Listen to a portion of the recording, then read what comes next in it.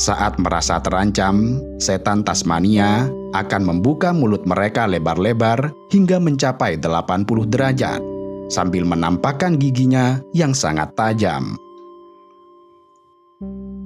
Mereka juga sering mengeluarkan suara-suara aneh seperti geraman, dengusan, hingga lengkingan.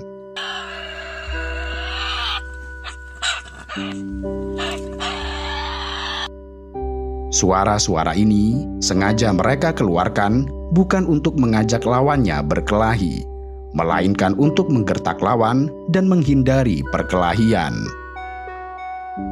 Demikian ini karena sejatinya mereka memiliki sifat yang pemalu.